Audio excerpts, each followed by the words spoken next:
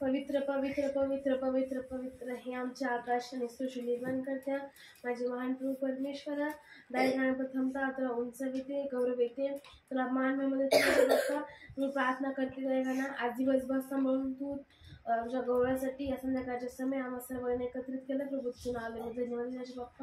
माझे पप्पा पगारे अंकल दायकानाचं वचन पेरण्यासाठी आले असते. माझ्या परमेश्वरा त्यांना विशेष प्रकारे आशीर्वादित कर. प्रभू वचन सांगत असतं परमेश्वरा तू तुझ्या पवित्र आत्म्याचं सहाय्य आणि मार्गदर्शन त्यांना असते माझ्या परमेश्वरा. आणि ते वचन आम्ही सोडून नाही देतात, घेऊन सोडून नाही देतात माझ्या परमेश्वरा. ते वचन आम्ही ग्रहण करून त्यानुसार चालावं अशी तू कृपा आमच्यावर कर माझ्या देव बाप्पा. उडीसला आशीर्वाद करण्यात नाव प्रभू श्री ख्रिस्त याच्या गुणांत पवित्र नावाने म्हणून सलाम सलाम सलाम.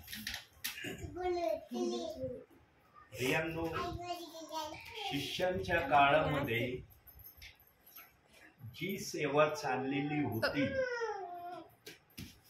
ती शिष्यांच्या काळातली सेवा आजच्या समयात आहे का? का नाही? विश्वास अशी प्रार्थना हे बघा, शिष्य जरी निरक्षर होते, अनपढ होते, अज्ञानी होते, मासे धरणारे होते, त्यांचं शारीरिक चारित्र्य काय होतं याच्याशी देव बाप्पाला काही घेणं देणं नव्हतं. पण त्यांचं भविष्यातलं जे चारित्र्य देव बाप्पांनी पाहिलं म्हणून त्यांना सेवेसाठी प्रभूने कॉलिंग केलं. आणि ज्याला कॉलिंग केलं तो म्हणला का मी नाही येत, केलं का प्रभूशी त्याने वार्तालाप किंवा माझ्याजवळ वेळ नाही किंवा मी सेवा करू शकत नाही किंवा मी सिरियस योग्य नाही असं केलं? आज इतके सेवक आहेत आपल्या नगरमधूनच, किती सेवक असतील सांगता येणार, पण भरपूर सेवकांची संख्या नगर या शहरातून आज आहे. पण जे शिष्यांनी केलं ते कार्य आजच्या समयामध्ये चाललेलं नाही. त्याचं कारण काय असू शकतं तुमच्या माहितीप्रमाणे? काय कारण असू शकतं? बायबल तर त्या काळाला हेच होतं, शिष्यांच्या काळात हेच होतं. मग शिष्यांच्या काळात जे कार्य झालं ते कार्य या समयात होत नाही, त्याचं प्रमुख एक कारण आहे. आणि ते कारण आपण बायबल मधून बघूया. काढूया आपण वचन. येथेच करसपत्र 4था अध्याय 11वं वचन. आणि त्यानेच कोणी प्रेषित, कोणी संदेष्टे, कोणी सुवार्थी, कोणी पाळक व शिक्षक असे नेमून दिले. आजच्या समयामध्ये दोन प्रकारच्या सेवेला देव बाप्पाने विश्रांती दिलेली आहे. दोन प्रकारची सेवा सध्या आम्हाला कुठं दिसत नाही. प्रेषित आणि संदेष्टे यांची सेवा थांबलेली आहे. पण सुवार्थी, पाळक, शिक्षक यांची सेवा आजही पृथ्वीवर देव बाप्पाने ठेवली आहे. पण या सेवेचा तंतोतंत त्या प्रकारे उपयोग चर्च मध्ये चाललाय का ज्या प्रकारे सांगण्यात आलंय वचनात? प्रियांनो, शिष्यांच्या काळामध्ये जे चालत होतं ना, शिष्य जरी अनपढ निरक्षर होते पण पवित्र आत्मा त्यांना सांगायचा की माझी सेवा अशी झाली पाहिजे. तुम्ही आम्ही होतो का शिष्यांची सेवा पाहायला? म्हणता येईल का आम्ही पाहिली बाबा शिष्य सेवा करायचे कशी करत होते? आम्हाला माहिती, आम्ही नव्हतो. परंतु शिष्यांनी जे त्यांच्या समयामध्ये कार्य केलं ते कार्य बायबलचं वचनातून देवबाप आम्हाला सांगत आहे. हजारोंच्या संख्येने शिष्यांच्या सेवेमध्ये लोकांचा भरणा देवाच्या राज्यात आलेला वचनापासून आम्हाला कळतं. प्रियांनो, आत्म्याची सेवा ही फलद्रूप सेवा आहे. आणि हीच फलद्रूप मनुष्याची वाढ व्हावी हा आशीर्वाद एदेन बागेमध्ये परमेश्वराने आदामाला पण दिला होता का नव्हता? काय आशीर्वाद दिला होता? आशीर्वादित व्हा, फलद्रूप व्हा, पृथ्वी व्यापून टाका. आज जवळजवळ पृथ्वी व्यापली गेलेली आहे मनुष्याने. आणि आता प्लॉट तर शक्यतो राहिलेच नाही. जिथं कुठं प्लॉट राहिलेले असतील त्यांचा भाव गगनाला भिडलेला आहे ना. मोठ्याल्या सिटीमध्ये जा प्लॉट घ्यायला, काय प्लॉटची किंमत आहे? 30 लाख. आपल्या आवकावेच्या बाहेर येते. किंमत ऐकली ना तर आपल्या पायाखालचीच जमीन सरसर. आपल्याला त्याचं काय येत नाही. बरोबर ना. प्रियांनो, जागा शिल्लक राहिलेली नाही. आणि जेव्हा देव बाप्पांनी जो आशीर्वाद एदेन बागेत आदामाला दिलाय तो आशीर्वाद जेव्हा पृथ्वीवर पूर्ण होईल तेव्हा प्रभूचं आगमन होणार असं बायबलचं वचन सांगतंय. पण हे आगमन होण्या अगोदर देव बाप्पाने आपल्या सेवेची डिसिप्लिनिंग किंवा सेवेचा आराखडा बायबलमध्ये ठेवलाय. आज चर्चमध्ये मंडळामध्ये 3 जण किंवा 2 जण संदेश सांगतात का? 2 किंवा 3 संदेश होतात का आज मंडळीमध्ये, चर्चमध्ये? एका खट्टी का एक एक करू. नाही. प्रेषितांच्या काळात, शिष्यांच्या काळात त्यांना हे वचन माहित होतं आणि आत्मा हे वचन त्यांना आठवून द्यायचा आणि त्यांच्या पिरियड मध्ये अशी सेवा चालायची म्हणून हजारो लोक त्यांचे वचन ऐकायला असायचे. शिष्यगण असे 2-4 किंवा एका परिवारात सेवा नव्हते करत. ते ज्या भूमीवर जायचे, ज्या गावात जायचा, अख्खा गाव प्रभूचा व्हायचा. म्हणून शिष्यांविषयी काय बोलण्यात आलंय बघूया एक शब्द. प्रेषितांची कृत्य 17वा अध्याय 6वं वचन.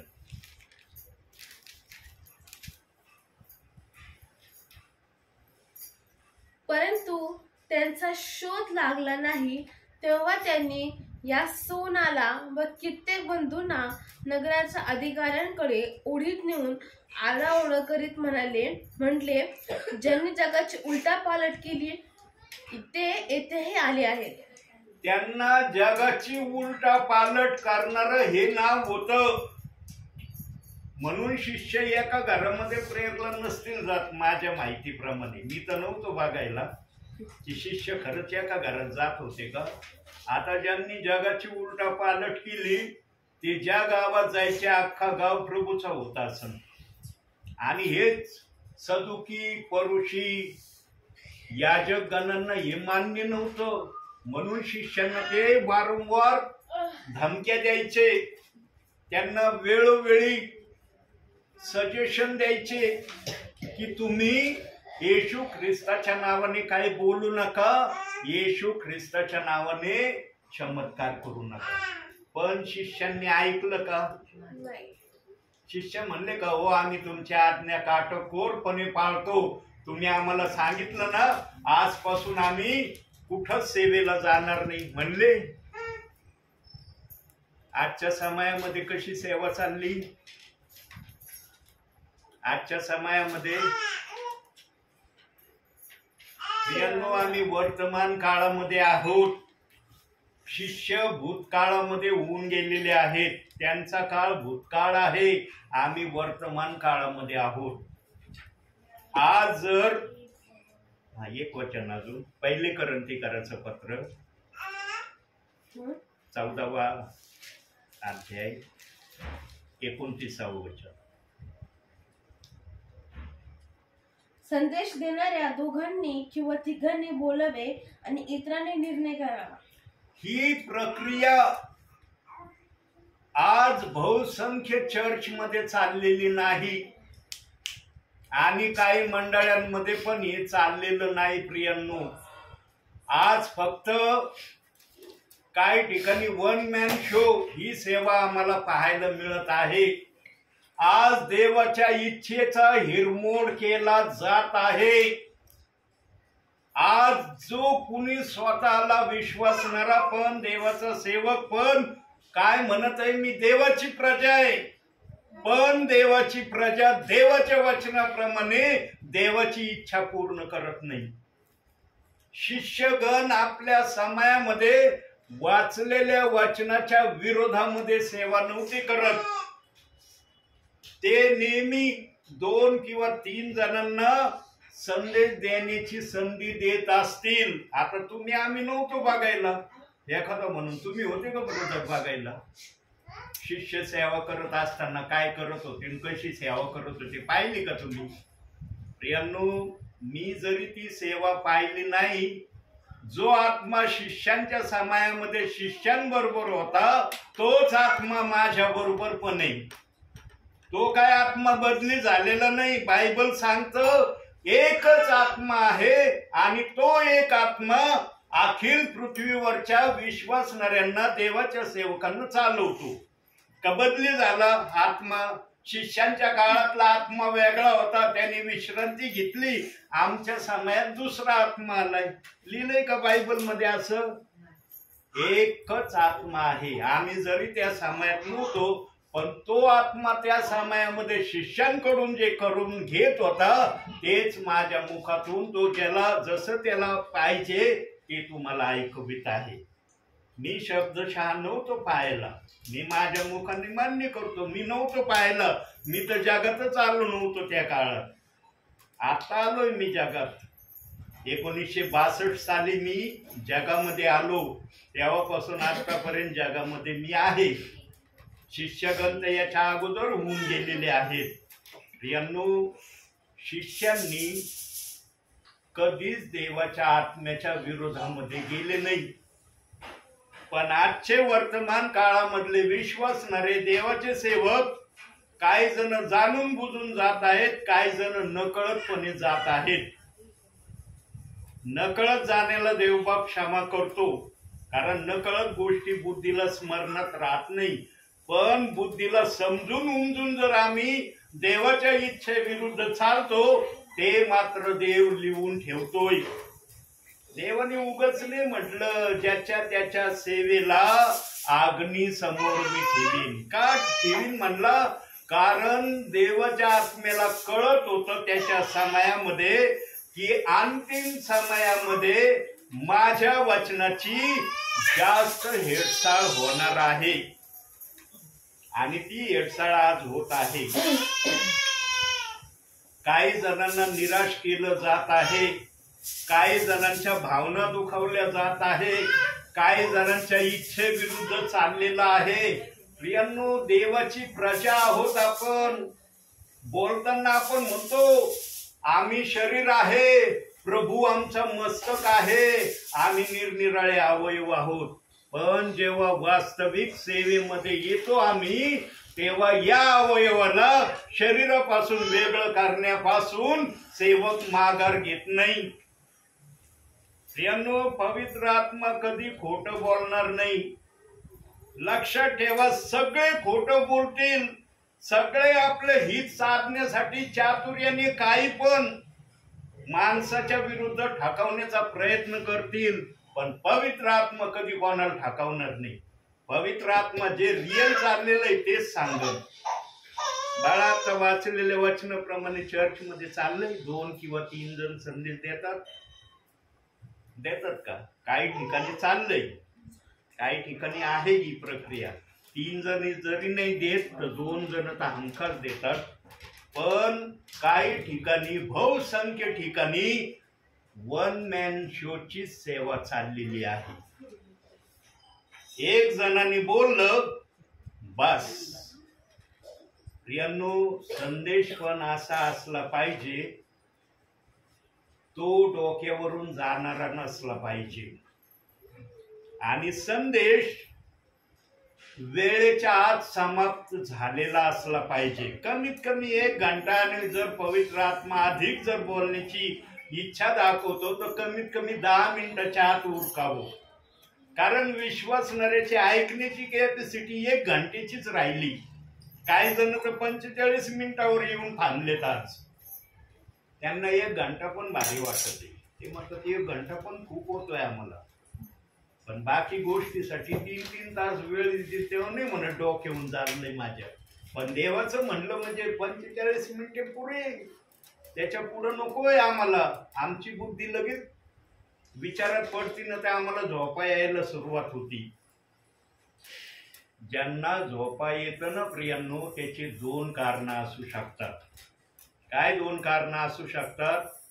पहिलं कारण, बोलणाऱ्याचा संदेश ऐकणाऱ्याला आवडत नसेल, किंवा तो जो ऐकणारा आहे तो वचनाप्रमाणे आपलं जीवन देवाच्या सानिध्यामध्ये घालवीत नसेल. हे झोप येण्याचे 2 कारणं असू शकतात. हो का, आम्ही बोलतो बरं का कधी कधी, मला संदेश नाही आवडला बरं का आजचा, बोलतो ना आपण, हा ते बोलले पण मला नाही आवडला संदेश, आपण सहजरित्या बोलून जातो. प्रियांनो, संदेशासाठी आम्ही देव बाप्पाकडे प्रार्थना करणं गरजेचं आहे. बघा आता प्रार्थना करणं हा शब्द आला, बघूया बायबल मधून. प्रेषितांची कृत्य 4था अध्याय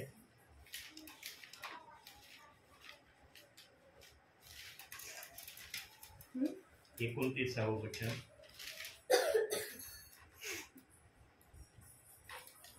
तर हे प्रभू, आता तू त्यांच्या धमकवण्याकडे पहा 30वे. आणि बरे करणाऱ्याकरिता तू आपला हात लांब करीत असता आपल्या दासांनी पूर्ण धैर्याने तुझे वचन सांगावे असे कर.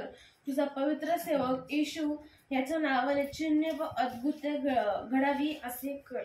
शिष्यगण जेव्हा पण सेवेला निघायचे, ही त्यांची भोळी बाबडी प्रार्थना देव बाप्पाकडे करायची. ते त्यांची ही भोळी बाबडी प्रार्थना असायची. पहिलं ते म्हणायचं, तुझं नाव जगामध्ये नाही, जगामध्ये तू आहे हे लोकांनाच माहिती नाही, आम्ही ते सांगायला निघालो, पण आम्हाला धमक्या देणारे भेटतील ना, त्यांना तू सांभाळ. आणि मग दुसरे काय मागायचे, जिथं पण आम्ही ज्या पण गावात जाऊ त्या गावामधल्या लोकांवर तू आपला आशीर्वाद पाठव, त्यांना वचन समजू दे आणि चिन्ह चमत्कार होऊ दे. प्रियांनो, शिष्यांच्या काळामध्ये चमत्कार खूप झाले, म्हणून शिष्यांना जगाची उलटापालट करता आली. पण आज चिन्ह चमत्काराच्या विरोधामध्ये सुद्धा कुरकुर केली जात आहे. काही जण म्हणतात, नुसते चिन्ह चमत्कारासाठी चालले ते तिथं. प्रियांनो, कोणी पण चिन्ह चमत्कारासाठी जात नाही. आणि कोणताही देवाचा सेवक देवाचं वचन शेअर केल्याशिवाय चिन्ह चमत्काराची प्रार्थना करत नाही.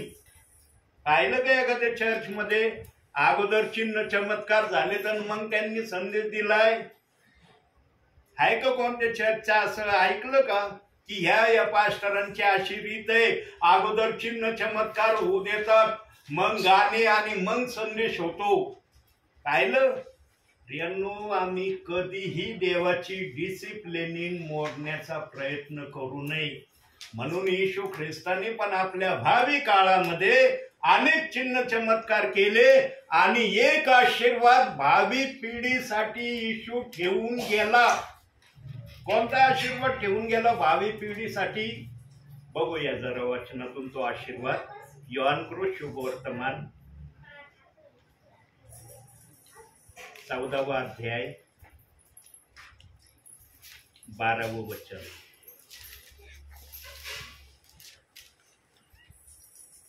मी तुम्हाला खचित खचित सांगतो, मी जी कृत्य करतो ती माझ्यावर विश्वास ठेवणाराही करील आणि त्यापेक्षा मोठी करील, मोठी करील.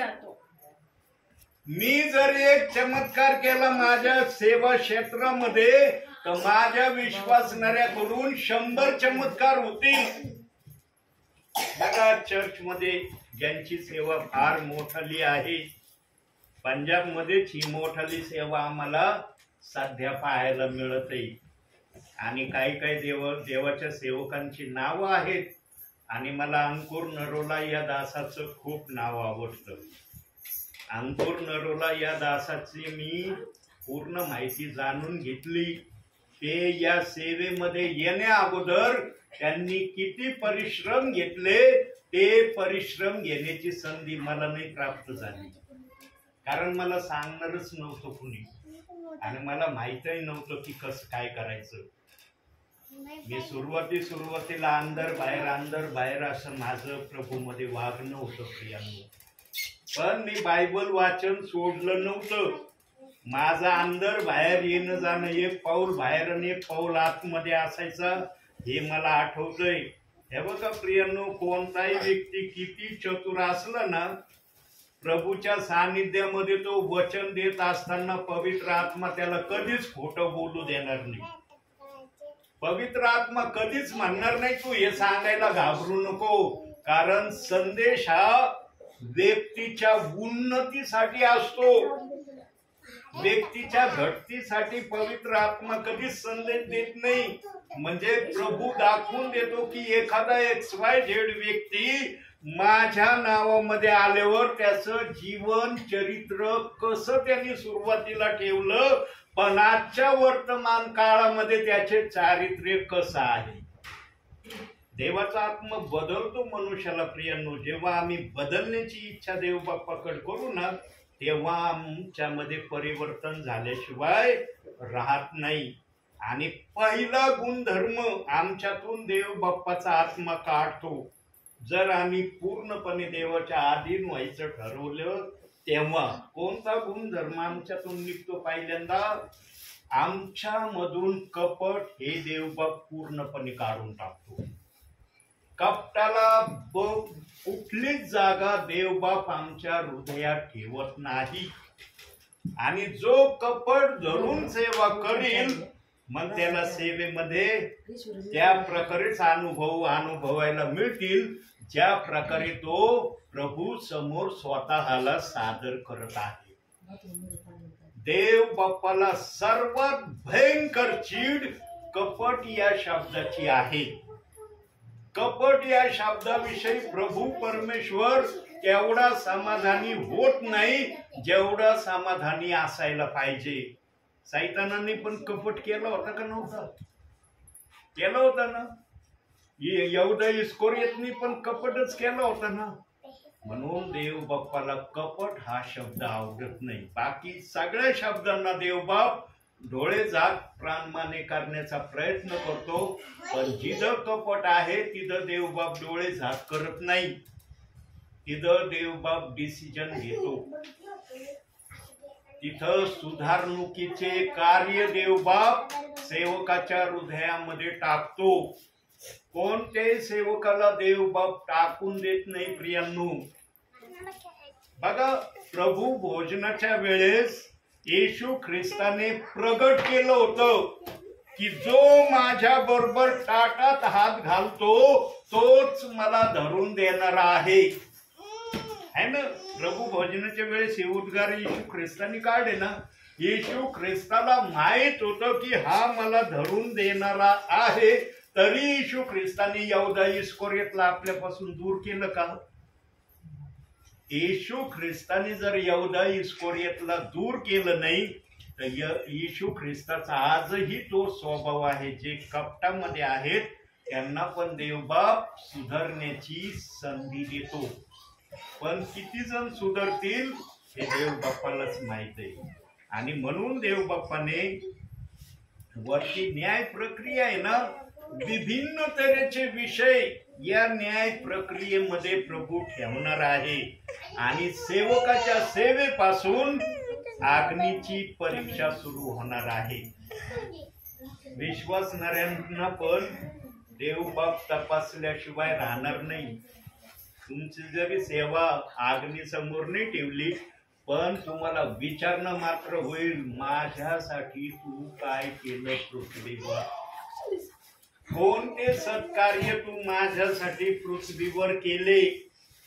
यांनो, देवाला खुश करण्यासारखं सत्कार्य या पृथ्वीवर कोणतंच नाही. विश्वासणाऱ्याला मोलाचा वाटा देव बाप्पाने ठेवलेला आहे.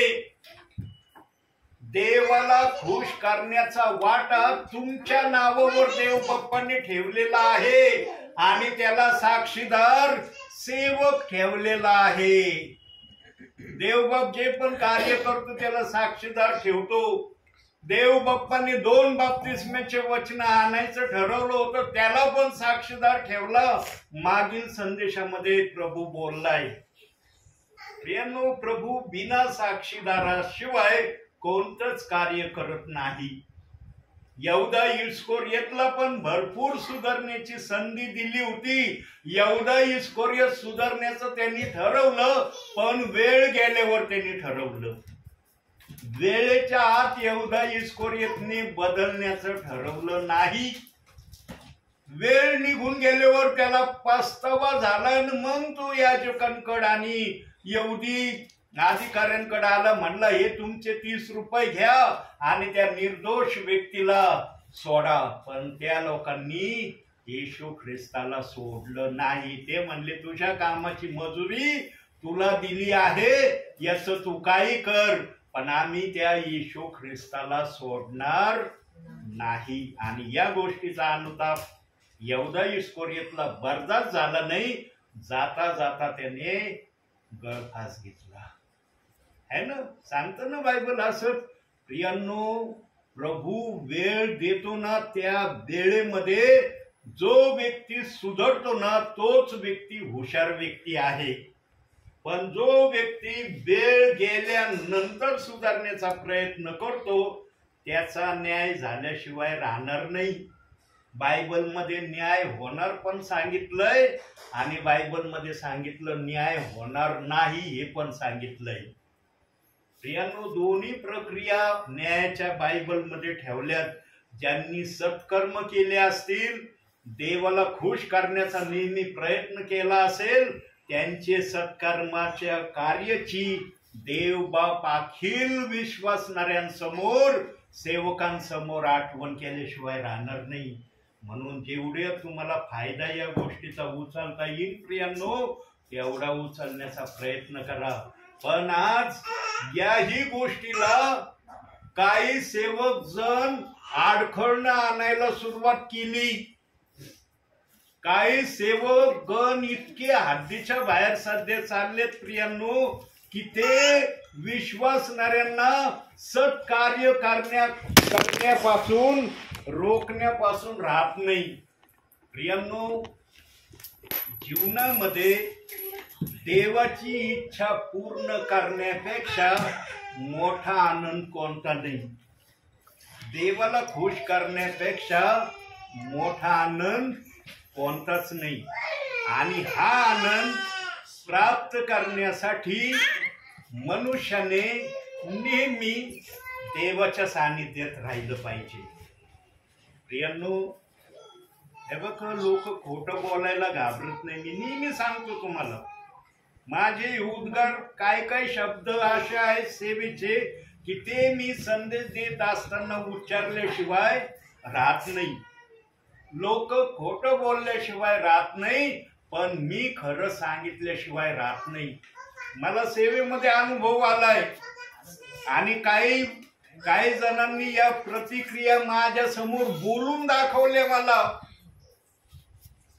माझ्याजवळ ती व्यक्ती पण साक्षीदार आहे आणि काय ते व्यक्ती बोलले ते शब्द पण माझ्याजवळ आहे. प्रियांनो, अंतिम समयामध्ये हा सुधारण्याचा समय आहे. हा समय बिघडण्याचा नाहीये.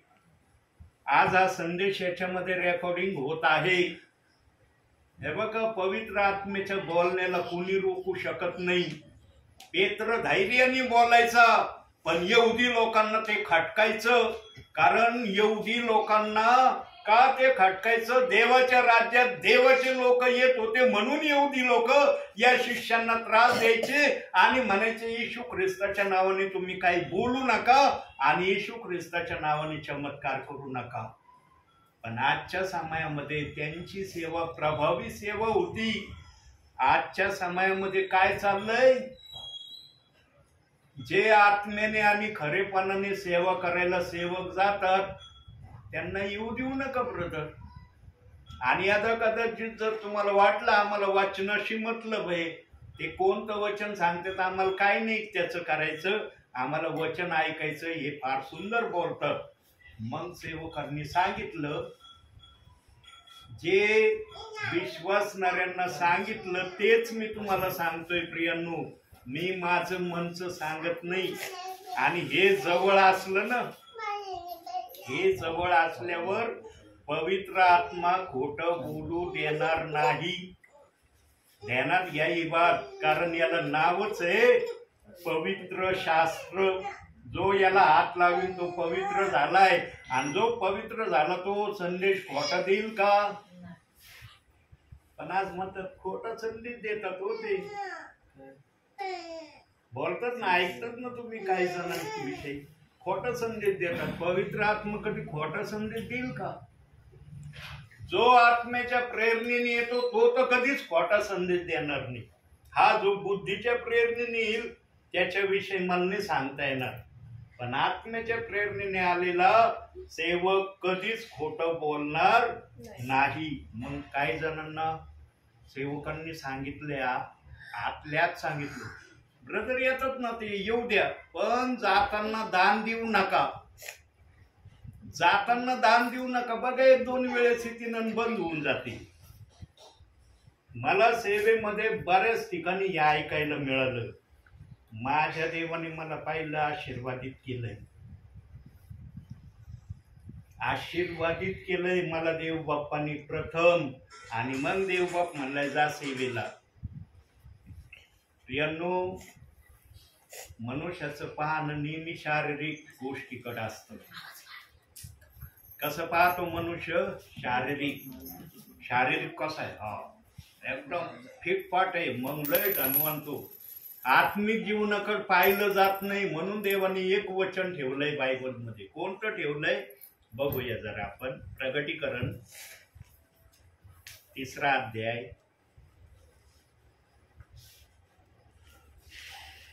प्रगटीकरण 3रा अध्याय 17वं वचन. मी श्रीमंत आहे, मी धन मिळवले आहे व मला काही होणे नाही असे तू म्हणतोस, पण तू कष्टी, दीन, दरिद्री, अंधाळा व ओढा वागडा आहेस हे तुला कळत नाही. हे तुला कळत नाही. ज्याच्या जवळ वचन आहे तो धनवान आहे. ज्याच्या जवळ वचन नाही ना त्याच्याजवळ काहीच नाहीये. मग तो खुशारकी मारतो, मी धनवान आहे, मी श्रीमंत आहे, मी असं मिळवलंय, मी तसं मिळवलंय. पण देव म्हणतो तू उघडा वागडा आहेस, नग्न आहेस, दरिद्री आहेस, आंधळा आहेस. हे तुला कळत नाही, कारण त्या डोळ्यांनी तुझं धनाने तुझे डोळे आंधळे झालेत म्हणून तुला काहीच समजत नाही. पण ज्याच्या जवळ देवाचं वचन आहे तो धनवान आहे, आणि ज्याच्या जवळ वचन आहे त्याच्या जवळ पवित्र आत्मा आहे. वचनामध्ये देवाने जीवन सांगितलंय ना. म्हणून येशू ख्रिस्ताने अनेकांना देवाच्या राज्यामध्ये ऑफर दिली, पण काही जणांनी ऑफरी येशू ख्रिस्ताच्या मान्य केले नाही. एक धनवान तरुणाला पण ऑफर दिली होती. तो म्हणला होता तुझा असल नसल ते गोरगरीबाला देऊन टाक, माझ्या माग ये. त्याने ऐकताच खिन्न झाला, निराश झाला, कारण तो धनवान होता. तो म्हणला नाही जमणार मला. मग येशू म्हणला तुला पण माझ्या बरोबर चालायला जमणार नाही. यांनो, येशूने आमच्या अनेकांना ऑफरी दिल्या, काही जणांनी स्वीकारल्या, काही जणांनी स्वीकारल्या नाही. जे सेवक आत्म्याची सेवा करतात ना प्रियांनो, त्या सेवकाकडून देव प्रसन्नतेने आपली सेवा करून घेणार. आज सर्व ठिकाणी आत्म्याची सेवा आहे असं नाहीये प्रियांनो. सर्व ठिकाणी आत्म्याची सेवा चालली असं नाहीच.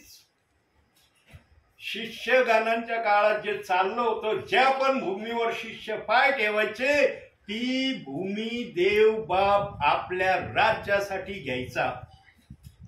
घेत होता का नव्हता? दिलंय बायबल मध्ये.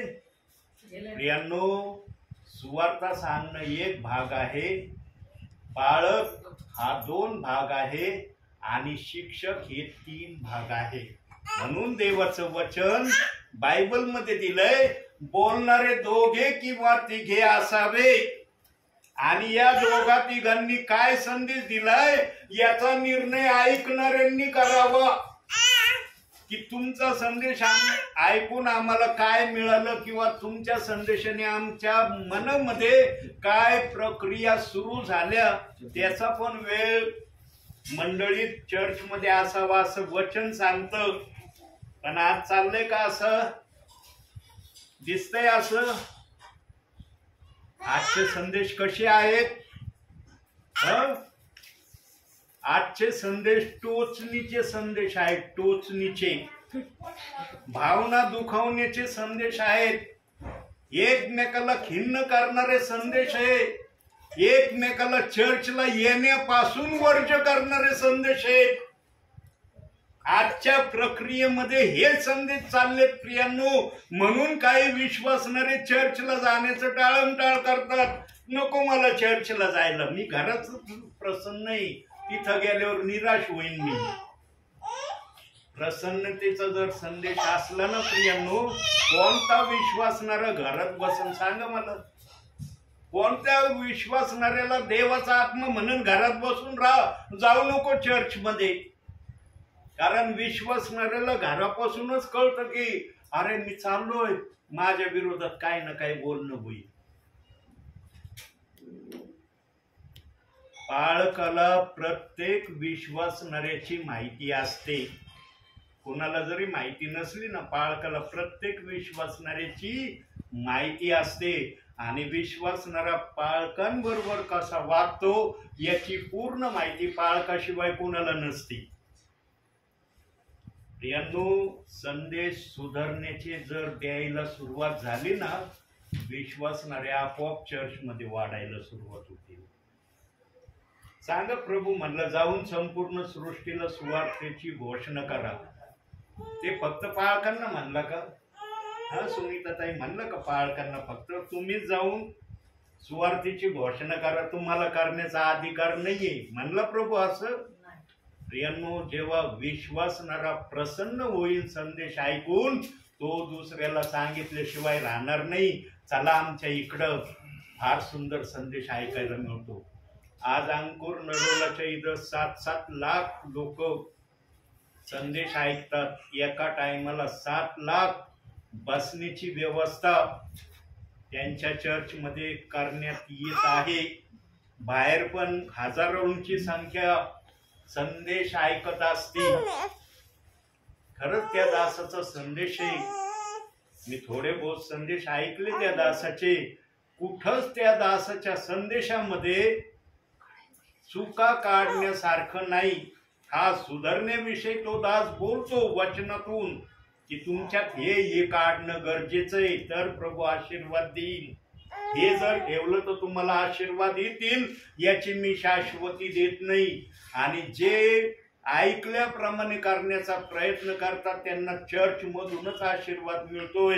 आणि मग काही महिन्यानंतर त्यांची परिस्थिती इतकी बदलती की ते साक्ष येऊन सांगतात स्टेजवर की मी या चर्चला येण्या अगोदर कसा होतो आणि आता काही महिन्यात मला देवाने कसा आशीर्वाद दिला. मी ऐकलंय प्रियांनो. संदेश हा आशीर्वाद देणारा असतो हे मला तुम्हाला सांगायचंय. संदेश हा मनुष्याचं मन दुखावणारा नसतो. संदेश कधीच मन दुखवणारे होऊ नये. देवाचा आत्मा कधीच कोणत्या प्रियजनांचं मन दुखवीन असा संदेश देत नाही. पण हा पवित्र आत्मा त्याला सुधरवण्यासाठी जरूर बोलेल की तुझ्यात ही त्रुटी आहे, या त्रुटीला तू दुरुस्त कर. मग ते सर्वांविषयी असतं. ते असं नाही एकाला धरून तुझ्यात त्रुटी आहेत आणि बाकीचे सगळे धुतलेले तांदळासारखे स्वच्छ आहेत, तूच मात्र मला दिसत नाही, असं पवित्र आत्म्याला कधीच दिसत नाही. पवित्र आत्म्याला सर्वजण दिसतात कसे आहे.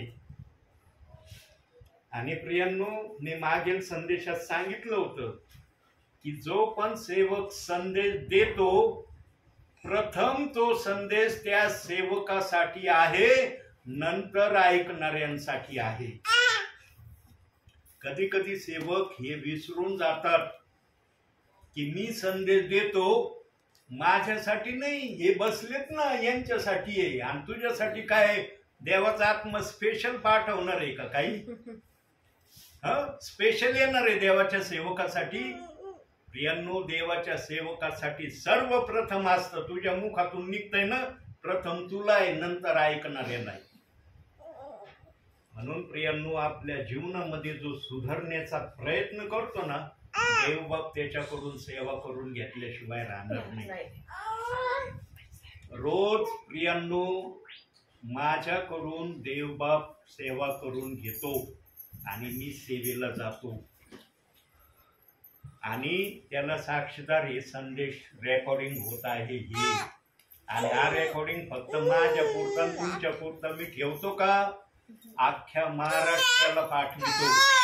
आल्याबरोबर मोनाताईंना सांगितलंय मी, सरप्राईज आज रात्री पाहायला मिळेल ना, तर उद्या तर हमकसच आहे, उद्याचा फिक्स डे. पण आज रात्री प्रयत्न करील होईल तेवढं, कारण मी पण वयोवृद्ध झालेलो आहे, त्यामुळं मला जागण्याची शक्ती मिळते का नाही आता मला घरी गेल्यावर कळत. जर मिळाली तर जरूर मी करण्याचा प्रयत्न करेन.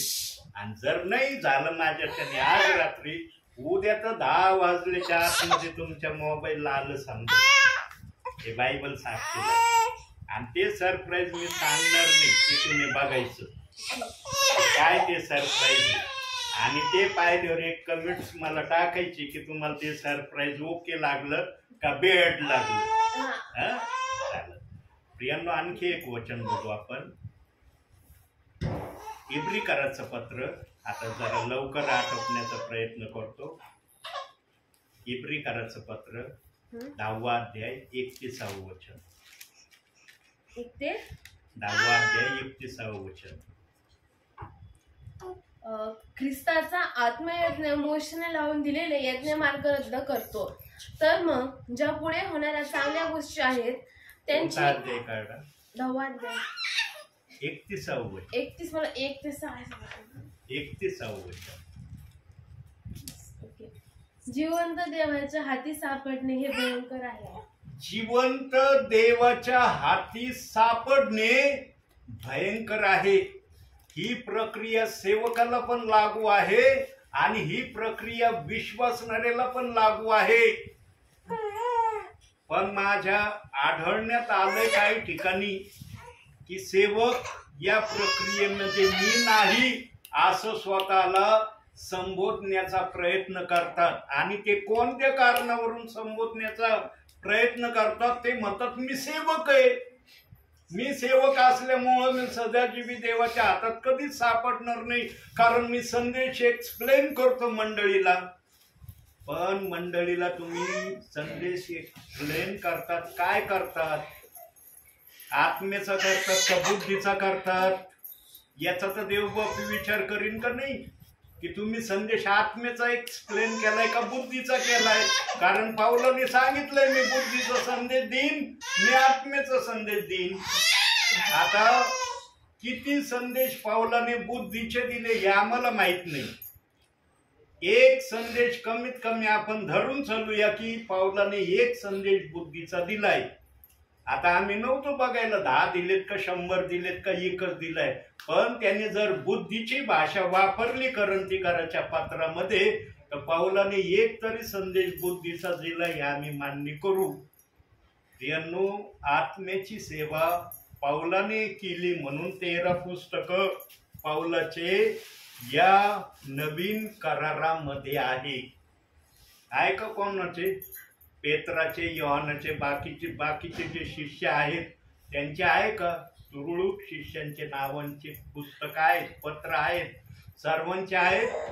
प्रियांनो, ज्यांना मान्यता आहे त्यांचेच पुस्तक या बायबलमध्ये देवाच्या आत्म्याने ठेवले. ज्यांची मान्यता नाहीये त्यांना फक्त सेवा करण्यापुरतं देव बाप्पाने उपयोगात आणायचं ठरवलं, त्यांची पुस्तकं नाही तिथं. आहे का? 12च्या 12 शिष्यांच्या नावावरचे पुस्तकं बघतो का आम्ही याच्यामध्ये? शिष्य तर 12 होते, पण थोडे शिष्यांचे पुस्तक याच्यामध्ये आहे. याकोबाचं आहे, पेत्राचं आहे, योहानाचं आहे.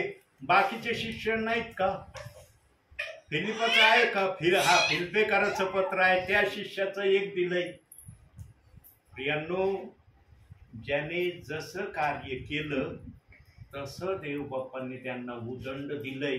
म्हणून या ठिकाणी जे वचन आता आमच्या बहिणींनी वाचलं की सदाजीवी देवाच्या हातात सापडणे भयंकर आहे.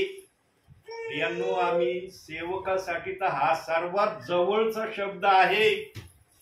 कारण सेवकाने कधीच कोणाची भावना दुखावणारा संदेश देऊ नये, कोणाला खिन्न करणारा संदेश देऊ नये, कोणाच्या भावनेशी खेळणारा संदेश देऊ नये, कोणाच्या विरोधात त्याने बोलू नये, कोणाच्या संदेशाची टिप्पणी पण करू नये. अरे जो जसा देतोय देव सांगतो म्हणून देतोय. तुम्हाला काही न्यायाधीश केलंय का की कोण कसा संदेश देतो?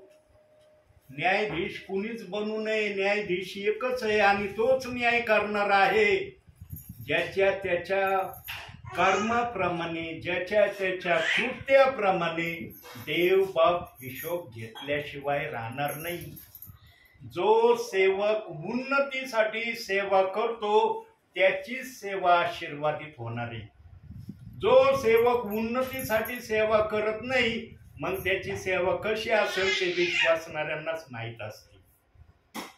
सेवा नेहमी वाढणारी असते. प्रियांनो, आज माझ्याजवळ एवढे परिवार आहेत, एवढे गाव आहेत. मला तर काही गावांचे नाव पण माहिती नव्हते. मला कसे गाव मिळाले माहिती आहे प्रियांनो? ज्या पण घरात गेलो, ज्या पण विश्वासणाऱ्याला संदेश आवडला ते म्हणे, ब्रदर अशा अशा एका गावामध्ये विश्वासणारे, जा तिकडं. आणि अशा प्रकारे मला गाव भेटत भेटत पार 1.25 घरात मी गेलो. मी नाही गेलो तिथपर्यंत, पण लोकांनी मला तिथपर्यंत जायला लावलं प्रभूच्या नावाने. आणि मी पण तयार झालो. मी नाही म्हणलो, ब्रदर तुम्ही मला सांगतात कस काय जाऊ ते नवीन ठिकाणी, तिथं गेल्यावर मला मारहाण झाली, काय झालं माझ्या बरोबर, तर काय करायचं? प्रियांनो, देवाच्या सेवकाने नेहमी लक्षात ठेवायचं, मी आज जगात आहे, उद्या नाही. आता दिसतोय काही क्षणात जगात नाही. आणि त्याचा साक्षीदार कोण आहे? प्रेषितांचे कृत्याच्या 7व्या अध्यायामध्ये कुणाला दगडमार झाली होती? स्टेफन. स्टेफनाला माहित होतं का की मी जिथं संदेश द्यायला चाललोय मला दगडमार होणार आहे, मी मारणार आहे? होतं का माहिती त्याला? त्याला जर अगोदरच देवाच्या आत्म्याने सांगितलं असतं, तुला जिथं चाललंस तू आणि जो संदेश तू देणार आहे त्याने तू मारणार आहे, त्याने क्षणभराचा तर विचार केला असता ना. क्षणभराचा, थोडा का व्हायना. जगणे हे ख्रिस्त, मला मरणे हा लाभ, हे तर स्टेफनाला माहित असेल. पण त्याने वैयक्तिकरित्या तर थोडा विचार केला असेल ना. केला असता का नसता? चला मरायला जायचंय ना, ठीक आहे मी जायला तयार आहे. जर तयार नसतं तर गेलंच नसतं. म्हणून प्रियांनो, नेहमी देवाच्या योजनेप्रमाणे सेवकाने करण्याचा प्रयत्न करावा. मला ज्यांनी पण जे पण गावं सांगितले त्या ठिकाणी मी गेलो. अजूनही माझ्याजवळ 5 गावांचे नाव आहेत. पण देव बाप्पाकडे मी प्रार्थना करतोय, देव बाप्पा ही 5 गावं मला तुझ्याच विश्वासणाऱ्यांनी सांगितले. तू कधी भेटायला जातो या गावांना? तुला भेटायची कधी इच्छा आहे? ज्या दिवशी तुझी इच्छा होईल मी रेडी येईल. देव जर जायला तयार नाही, मी जर तिथं गेलो तर काय होणार आहे माझ्याच्यानी? होईल का काय माझ्याच्यानी? म्हणून प्रियांनो, देवाच्या सेवकाने नेहमी देवाच्या आज्ञेमध्ये राहून सेवा केली पाहिजे. आपल्या मनाने नाही केली पाहिजे. आज मी दुसरीकडे जायचं ठरवलं होतं. देव म्हणला आज दुसरीकडे नाही जायचं, आज इथं जायचंय तुला. आज कुठंच गेलो नाही मी. आता आज माझा लांबचा टूर होता. आज राहत्याला जायचं होतं मला. राहत्याला वाघमारे परिवारात जायचं होतं मला. कारण त्या परिवारात मागच्या महिन्यात 1 तारखेला गेलो होतो. त्याच्यानंतर पासून आतापर्यंत गेलोच नाही. म्हणलं चला आज जरा लांबचं गाव करून येता येता मग बरेच गावं करत करत घरी येऊ. पण देव म्हणला मी नाही तिकडं. देव नाही तिकडं, मग कशाला जाऊ मी तिकडं? कॅन्सल केलं. म्हणलं आज राजा आहे प्रभू, ठीक आहे राजा तर राजा. प्रभू म्हणला राजा नाही, तुला आज इकडं जायचंय. प्रियांनो, देव जेव्हा सांगतो तेव्हाच मी इकडे येतो. आणि फोन झाला होता आहे ना अंकल, म्हणे राहुल ब्रदरने तुमची आठवण केली होती, सांगितलं ना तुम्ही. म्हणलं देव बाप दाखवीन तेव्हा मी जरूर येईन. बोलताना एवढंच बोललो, 15 तारखेच्या आत मी येऊन जाईन बोललो होतो ना. 15 तारखेच्या आत, आज मला वाटतं 10 का 11 तारीख असं, 11 तारीख आहे ना. म्हणजे 4 दिवस अगोदरच देव बाप तुमची भेट घ्यायला आला. सेवकाच्या मुखातून जो पण शब्द निघतो ना, देव बाप त्या शब्दाप्रमाणे करतो. यांनो, कर्म चांगले करण्यासाठी विश्वासणाऱ्याला फक्त एक उपाय देव बाप्पाने ठेवला, एक. पण काय विश्वासणारे ते उपाय वापरीत नाही. आणि जे वापरायला इच्छितात त्यांना सेवक आडकाठी सध्या होऊ राहिलेत. आणि विशेष करून कोणत्या सेवकासाठी ते आडकाठीचा प्रयत्न होऊ राहिलेत? जे प्रेषित 2:38 वचनाच्या प्रमाणावर सेवा करण्याची इच्छा ठेवतात त्यांच्यासाठी आडकाठी होऊ राहिलेत. प्रियांनो, मी खरं बोलायला कधीच घाबरत नाही. आणि मी नेहमी या विचाराने चाललोय, मी आज आहे जगात, उद्या जगात नाही. हे माझ्या लक्षात मी ठेवलेलं आहे. माझं कधी पण जगातून जाणं होईल, पण ज्या दिवशी मी जगातून जाईन त्या दिवशी देवाने मान्यता दिलेली की तुला आता जगातून जायचंय, तेव्हाच मी जाणार. जवळ देव मला मान्यता देत नाही ना तू जगातून जाणार नाही, तोपर्यंत माझं किती संकट येऊ द्या, मी जगातून जाणार नाही. मागच्या वर्षी 4 वेळेस माझ्यावर हल्ले झाले. सैतानाने 4 वेळेस अटॅक केले, पण माझ्या देवाने 4ही अटॅक घुडावून लावले. एक तर अटॅक चायनीज माझ्या गळ्याभोवती आला. 50च्या स्पीडनी गाडीवर चालत असताना अचानक माझ्या गळ्याभोवती आला. मला वाटलं किडच आलाय, मला कुठं दिसतोय गाडीच्या स्पीडमुळं की काय आलंय. जेव्हा घासायला लागला म्हणलं अरे चावू राहिला, असं झटाकलं तर कुठं जातोय म्हणलं, इथं आणखी घासायला लागला मला. आणि मग नंतर मला समज आली, म्हणलं अरे काहीतरी किडाने काहीतरी वस्तू माझ्या गळ्याला घासू राहिली. तेव्हा मी हालेलुया मनात फक्त म्हणलो, आता तोंडाने उच्चारण नाही केलं, मनात फक्त आत्मेत म्हणलं हालेलुया. आणि असं 1 ते 2 वेळेस केलं. त्या ठिकाणी काटकनी मांजा टुटला. चायनीज मांजा टुटतो का कधी? माझ्या गळ्याला अजून ते रेषेचं निशाण आहे. प्रियांनो, माझ्या देवाने त्या ठिकाणी जर मला सहाय्यता नसतील केली, आमचे विजय काकडे ब्रदरांना त्याच हालतमध्ये मी दाखवलं होतं. ते म्हणे ब्रदर, या ठिकाणी 2 नलिका असतात, श्वास नलिका, अन्न नलिका. या नलिकेला जर तो मांजा घासला असता आणि तुटले असते ना, काही सेकंदामध्ये तुम्ही जागेवर खालास झाले असते. काही सेकंदामध्ये देव बाप्पाने तुम्हाला वाचवलं. आणि रक्ताच्या हालतमध्ये त्यांनी मला पाहिलं होतं. यांनो, देव बाप माझं रक्षण करतो याचं माझ्याजवळ पुरावे आणि साक्षीदार आहे. मी कधीच खोटं बोलत नाही. खोटं बोलणारा असतो ना तर देवाने माझ्याकडून सेवा करून घेतली नसती. यांनो, ऐकण्यामध्ये धन्यता आहे.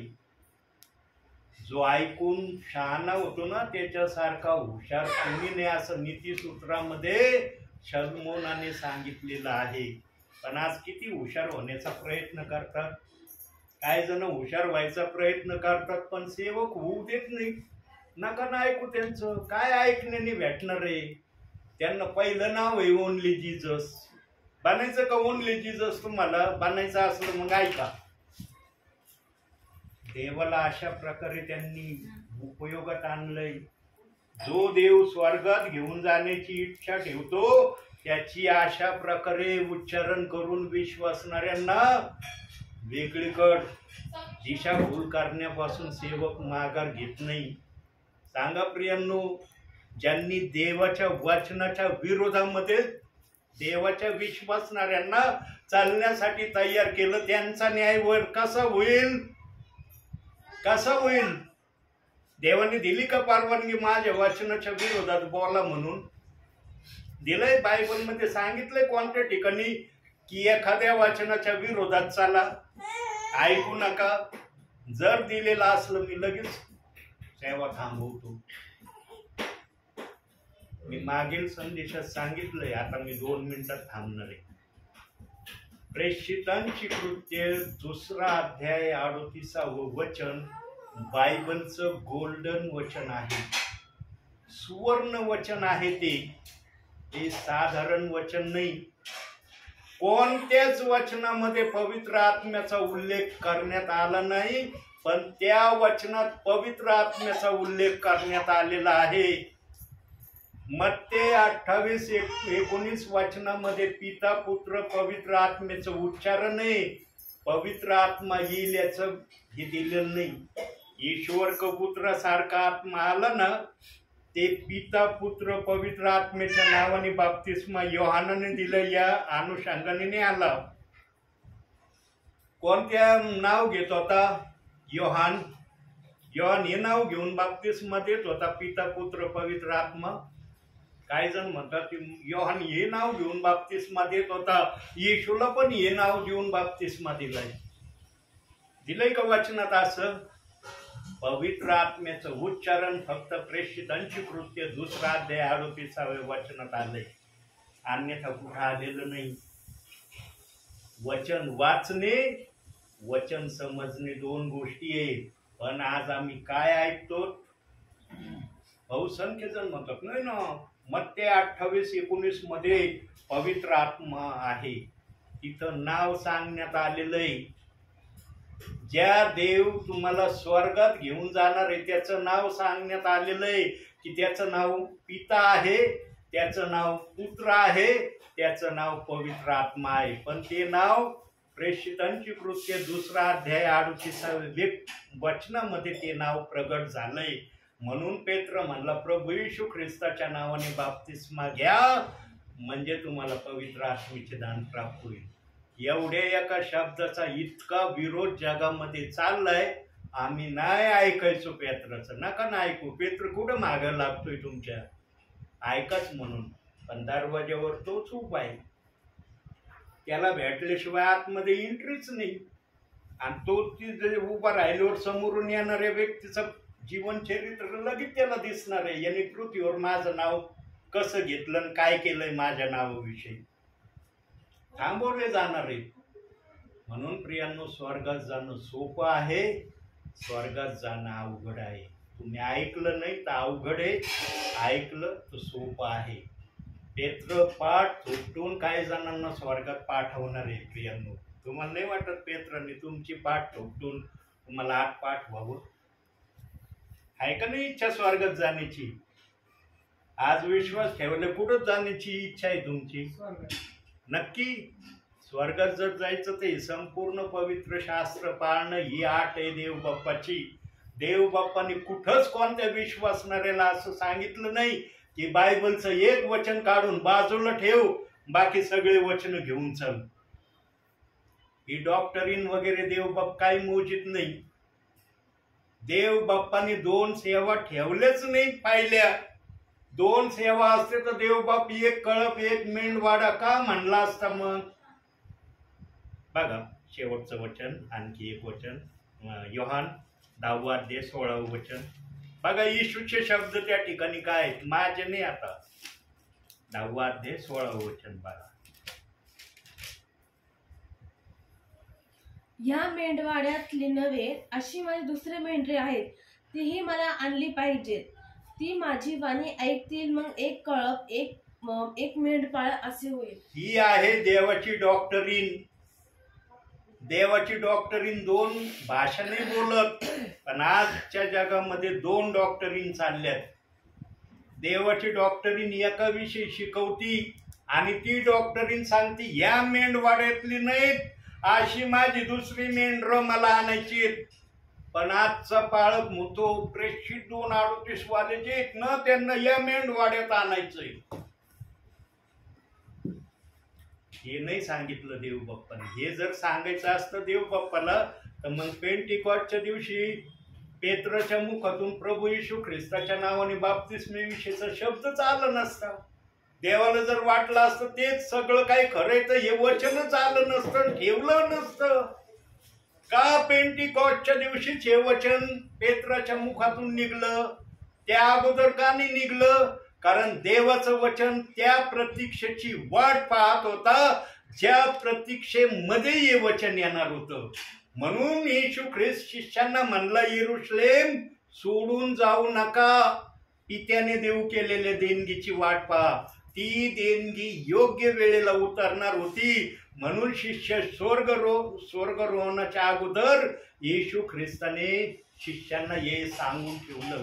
शिष्य म्हणले का, तुझ्या बरोबर आम्ही 3.5 वर्ष राहिलो, सगळं शिकलो तुझं पाहून, आता कशाला आम्हाला यरूशलेम मध्ये थांबवतो, आम्ही जातो आता जिकडं मन करून तिकडं. म्हणले का शिष्य?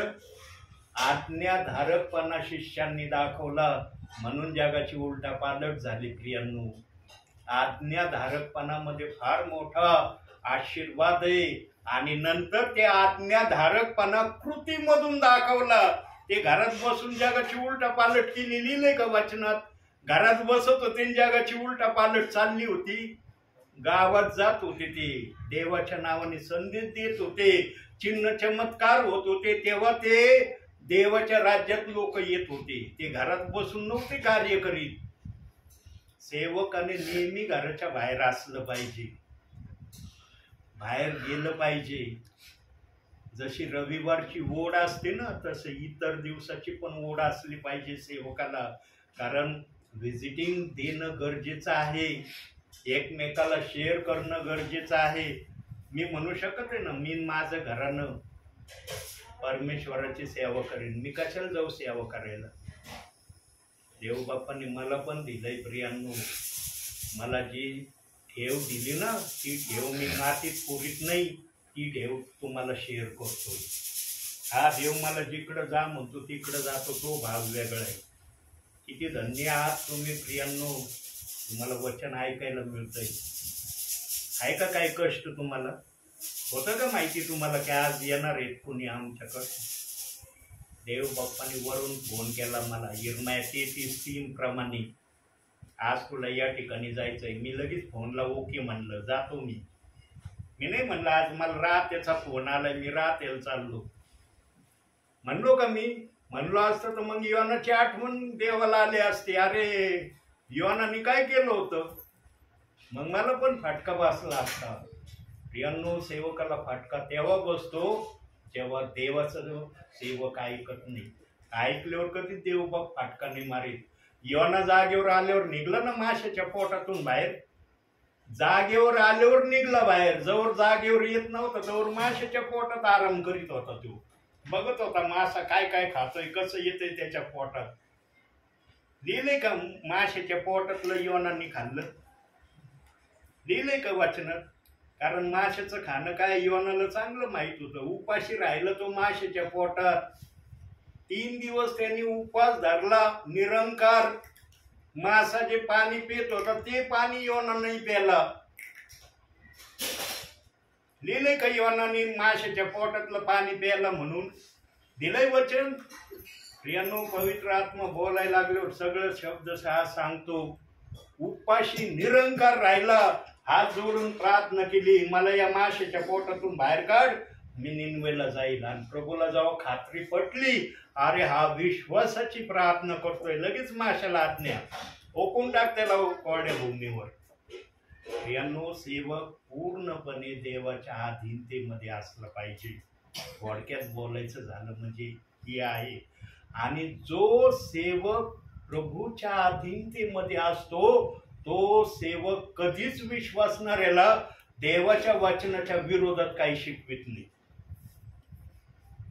पाहिलं का असा सेवक जो अधीनतेमध्ये तो म्हणतो वचन ऐकू नका, याचं ऐकू नका, त्याचं ऐकली भाषा. पण आजचे सेवक मग माझं वचन ऐका ना, कशाला इतरांचं ऐकतं? माझं वचन काय पटत नाही काय तुम्हाला? मी काय गलत सांगतोय काय तुम्हाला? अरे दुसरी येतात ते त्यांच्यासाठी बोनस पॉइंट आहे. पवित्र आत्मा बोनस पॉइंट देण्यासाठी सेवक पाठवतो. पण पालकांनी नाव दिले मंडळ्या फोडायला येते. लिहिलंय का याच्यात मंडळ्या फोडाविषयी सेवक प्रभू पाठवणार आहे? दिलंय कुठं? काय शब्द ऐकतो प्रियांनो? आज मन नाराज होऊन जातं, खिन्न होतं मन. देवाचा आत्मा कधीच मंडळी फोडीत नाही.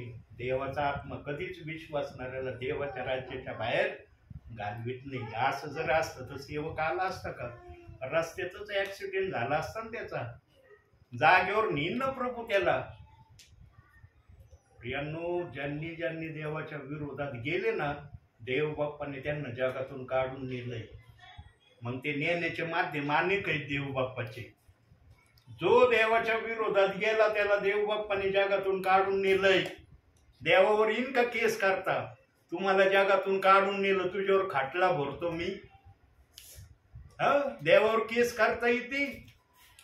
प्रियांनो, आम्ही देवाची लेकरं आहे ना, तर देवाची लेकरं देवाच्या अधीनतेमध्ये राहिली पाहिजे. जे योग्य आहे ते जरूर ऐका तुम्ही, पण जे अयोग्य आहे, तुमच्या बुद्धीला पटत नाही, ते ऐकू नका. त्याच्यासाठी प्रार्थना करा. पावलांनी काय सांगितलं? प्रार्थना करा. एखादा विषय जर तुम्हाला खटकतो, प्रार्थना करा. देव बाप्पा, हा विषय मला खटकतो, काय करू? मी न्याय नाही करणार, न्याय तू कर. हे आमचं आद्य कर्तव्य आहे. काय जण लगेच सुरू होतात. देवाला जरा म्हणते, देवा तू जरा बाजूला राहा, आता मीच सगळं काय करतो नीट. मी हे पण ऐकले शब्द काही जणांच्या मुखातून. न्याय कोणी करू नये प्रियांनो, न्याय फक्त एक करणार आहे. आणि तो न्याय करणारा न्यायाधीश जेव्हा न्याय करील तेव्हा कुणी वाचणार नाही. ज्याच्या त्याच्या कृत्याप्रमाणे देण्याजवळ त्याच्याजवळ वेतन आहे. रोम 2:7 मध्ये हे वचन दिलंय. चांगले काम करा, चांगले आशीर्वाद घ्या. वाईट काम केलं, प्रभूच्या न्यायाला सामोरं जा. तुम्हाला कोणतं आवडतंय? आता इथं देव इथं उतरलाय का? अख्ख्या पृथ्वीवर इथं उतरलाय या घरात. तुम्हाला चांगल्या कामासाठी न्यायात जायचंय का वाईट कामासाठी न्यायात जायचंय? कोणत्या कामासाठी जायचंय? चांगले जायचंय ना. मग चांगल्या कामासाठी जर न्यायात जायचं असलं तर एकच देव बापू विनंती करतो. आणि इथं मी आता हा शब्द बोलला, डोळे बंद करायचे.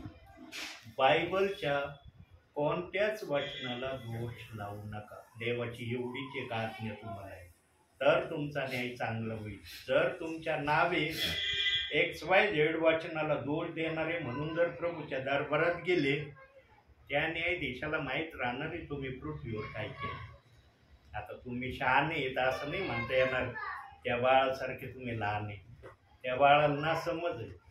त्या बाळाला कळतही नाही की मी काय बोलतोय काय नाही. ते आपल्याच कामामध्ये गर्क आहे. तुम्हाला कळतंय ना की देवाचा शब्द तुम्हाला काय बोलत आहे. म्हणून प्रियांनो, देव या घरात येतोय ना, उगाच येत नाही. ध्यानात घ्या ही बात. देव उगाच कोणत्या घरात उतरत नाही. तो जिथं उतरतो ना तिथं आशीर्वाद दिल्याशिवाय राहत नाही. पण जिथं उतरतो त्यांनी ऐकलं पाहिजे. देवाची फक्त एक ऑफर आहे तुम्हाला, याच्यातल्या कोणत्याही शब्दाला दोष लावू नका. एवढा सिंपल शब्द देवाचा मान्य नाही होणार तुम्हाला. म्हणतात का फार कठीण शब्द सांगितलं देवाच्या दासांनी आम्हाला, येईल का म्हणता? आणि जर वाटत असल मी गेल्यानंतर, प्रार्थना करा. देव बाप्पा आम्हाला हा शब्द का कठीण वाटला त्या दासाचा, आम्हाला उत्तर तू दे. त्यांची भाषा नाही कळली, तुझी भाषा कळल्याशिवाय राहणार नाही. एवढा खतरनाक शाऊल दिमिश्काच्या वाटेवर देवानी बदलला. आहेत का तुम्ही एवढे खतरनाक? म्हणता येईल का आम्ही शाऊला सारखे खतरनाक आहेत? तुमच्यामध्ये कितीतरी अंश गुण चांगले. फक्त वचन न मानण्याची जी प्रक्रिया आहे त्यासाठी देवाकडे प्रार्थना करा. मनुष्याचा कड धावू नका घेऊ. ब्रदर, हे वचनाचं काय करायचं? जे त्याला मानित नाही ते कधी म्हणतील का हे वचन माना? आंधळ्याला रोड दाखवीन का? कशाला उदाहरण दिलं येशूने? आंधळ्याला रोड दाखवीन का? आंधळ्याला डोळस व्यक्तीकडे जावं लागेल तेव्हा त्याला रस्ता पार करता येईल. प्रेषित 2:38 वचन सांगणारा हा डोळस व्यक्ती आहे. अज्ञानी लोकांना सुज्ञान बनवण्याचा रस्ता योग. पण आज ही भाषा कळत नाही. हो तुम्ही सुज्ञानी, मग आम्ही कोण आहेत? अज्ञानी आहेत का? लगेच पाळकाला सुरू होते. आम्ही काय अज्ञानी आहेत का? तुमच्यापेक्षा आम्ही लय सुज्ञानी आहेत, तुम्हीच अज्ञानी. सोडा हे वचन नियम ते 28-19 मध्ये, तेव्हा तुम्ही सुज्ञानी. मला कित्येक जण बोलले आणि आजही बोलते. देवाने जे सांगितलं ते नियम महत्वाचा आहे, तुमचा नियम महत्वाचा नाहीये. तुम्ही काही नियम काढले पाळायला लावले, मग ते प्रेषित 2:38 वचन कुणासाठी आहे? स्वर्गदूतांसाठी दिलंय का? स्वर्गदूतांना बाप्तिस्मा द्यायचंय का त्या वचनाचा? कुणासाठी ते वचन? विचार करा प्रियांनो. प्रभू याने अगोदर विचार करा. प्रभू आल्यावर म्हणले ना, हे ब्रदर येत होते, आम्हाला सगळं मान्य आहे. प्रभू म्हणशील मी याने अगोदर का नाही मान्य केलं? मला पाहिलं होतं, मान्यता आली. त्या दासाचं मूर्ख म्हणून मान्यता येत नव्हती. तिथं का अडखळले जात होते तुम्ही? प्रार्थना करा. हाच एक पर्याय आहे, प्रार्थना. आणि प्रार्थना यशस्वी ज्या दिवशी होईल त्या दिवशी तुमची आंतरचक्षु उघडल्याशिवाय देवबाप राहणार नाही. म्हणून आजच्या छोट्याशा संदेशातून देवबाप तुम्हाला आणि मला भरपूर आणि भरपूर आशीर्वाद देव. आमेन.